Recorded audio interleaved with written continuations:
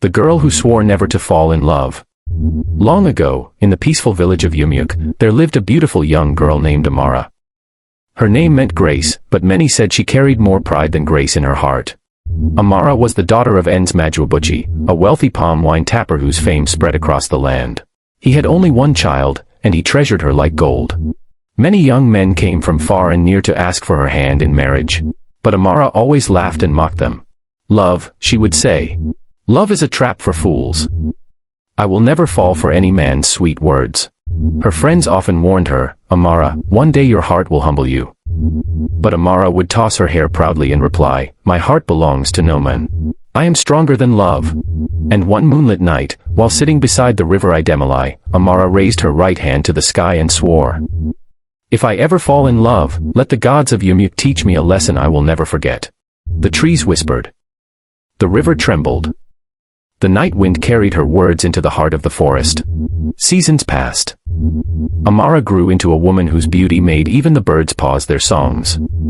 Yet, her pride also grew taller than the irako tree. One day, while fetching water by the river, she heard a voice behind her say, "Be careful, your pot is about to break."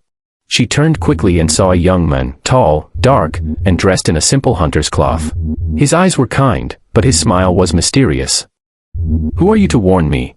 Amara asked proudly. "I am Obina, a traveler and a hunter," the young man said with a gentle bow. "And you are?" "I am Amara, daughter of Nsmajuabuchi. I don't speak to strangers."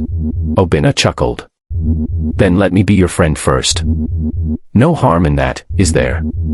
But Amara hissed and walked away, pretending not to care. Still, she could not forget his calm voice. That night, she dreamed of the same hunter walking beside her in the moonlight. When she woke up, her heart beat faster than a drum. "Impossible," she whispered to herself. "I cannot be thinking about that stranger." But love, once it enters the heart, hides like fire under dry leaves. It always finds a way to burn. Days turned into weeks. Each time Amara went to the river, she saw Obina. Sometimes he was fishing, other times he just sat under the palm tree, carving wood. One day, when she slipped and fell into the shallow water, Obina rushed to help her. Their eyes met, deeply. The river breeze blew softly, and something strange moved in her heart. From that day, Amara's visits to the river became more frequent. She told her friends, "I go there to fetch water." But in truth, she went there to see him. Soon, they began to talk about the moon, the forest, and the dreams they both had. Amara laughed freely for the first time in years. One evening, Obina said gently, "You once said you don't believe in love. Why?" Amara looked away. "Because love makes people weak." Obina smiled. "No, Amara. Love makes people human." Her heart melted like palm oil in the sun. But as soon as she walked home, guilt filled her chest. She remembered her oath. "If I ever fall in love, let the gods of Umueke teach me a lesson." Fear gripped her. The next morning, Amara ran to the river to find Obina, but he was gone. Days passed, no sign of him. The river looked calm, but her heart was restless. She stopped eating, stopped laughing. Her father grew worried. One night, Amara returned to the river, crying. "O gods of Umueke," she shouted. "If this is my punishment, please forgive me. Take away this pain in my heart." Suddenly, the river began to glow.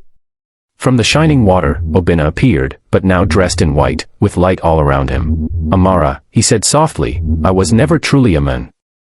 I am the spirit of the river, the one you called upon when you made your oath." Amara gasped and fell to her knees. "Please forgive me. I didn't know." "The gods heard your pride and decided to teach you," Obina said kindly. "You feared love, but now you know it is not weakness, it is life itself." Tears ran down her face like rain. "What will happen to me now?" "You will live," Obina replied. "But you will never see me again. Still, your heart will always remember the love you tried to reject."